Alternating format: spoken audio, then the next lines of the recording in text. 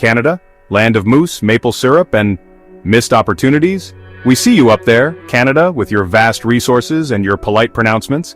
But are you just a pretty face on the world stage, or do you have the guts to become a global powerhouse? The world is changing faster than a polar bear on thin ice. Climate change is real, and the demand for green energy is growing faster than a beaver's teeth. Canada, you have the potential to be a green energy superpower. But will you seize the moment, or will you let it slip through your frozen fingers? The world is hungry for clean energy. Wind, solar, hydro, and yes, even nuclear are the future. Canada, you're sitting on a gold mine of these resources.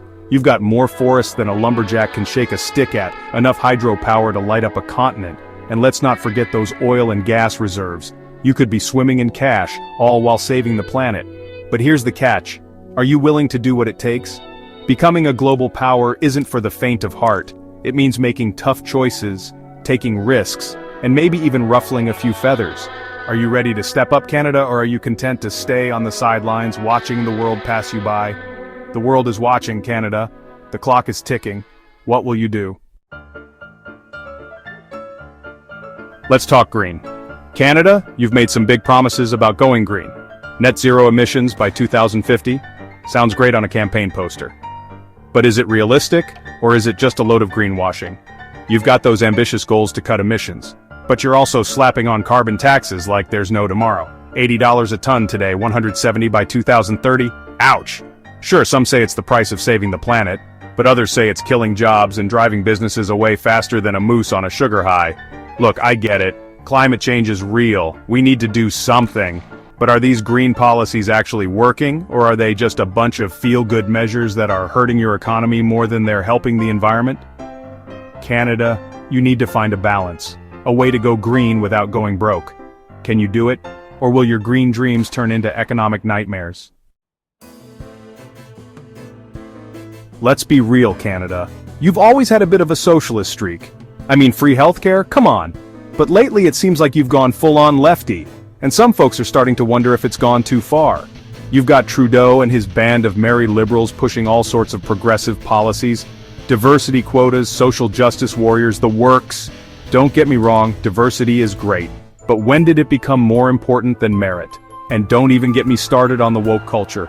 It's enough to make a lumberjack blush. Listen, I'm all for equality and fairness. But at what cost? Are these left-leaning policies actually making life better for everyday Canadians?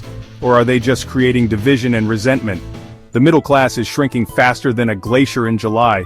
People are struggling to make ends meet, and all the while the elites are sipping their lattes and patting themselves on the back for being so progressive.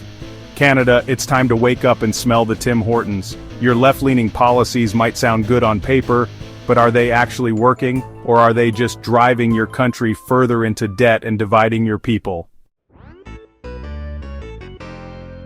Oh, Donald, just when you thought he couldn't say anything crazier, he goes and calls Canada the 51st state. I mean, come on, is he serious, or is this just another one of his publicity stunts? Let's break it down.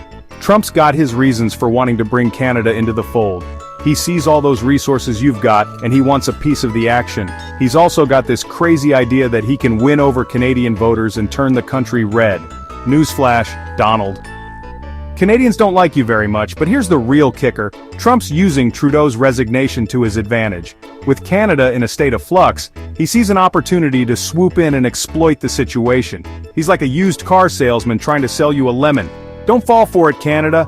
Look, I know you're feeling a little vulnerable right now, but don't let Trump take advantage of you. You're a strong, independent nation. You don't need to be part of the United States. You're better off on your own. Canada, the world is a stage, and you've got a starring role. But are you ready for your close-up? You've got everything it takes to be a global player. You're a G7 nation, a member of NATO, and a champion of human rights. But are you punching below your weight?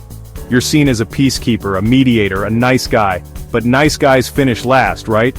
The world is full of bullies and aggressors.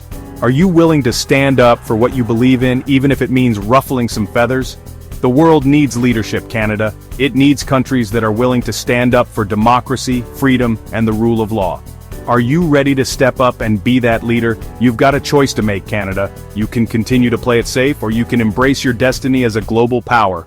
The world is waiting to see what you'll do. Canada, the clock is ticking. The world is changing faster than ever before. Climate change, geopolitical instability, technological disruption, it's enough to make your head spin. But amidst all this chaos, there's also opportunity. Opportunity for you to step up and become the global power you were always meant to be. You've got the resources, the people, and the values to make a real difference in the world. But will you? Or will you let this moment pass you by? The decisions you make today will determine your future. Will you be a leader or a follower, a rule maker or a rule taker? The choice is yours. Alright viewers, we've laid it all out for you. Now it's your turn to weigh in. Do you think Canada is missing its shot at global power? Are those green policies helping or hurting? And what about Trump's 51st state shenanigans? Head over to our comments section and let us know what you think.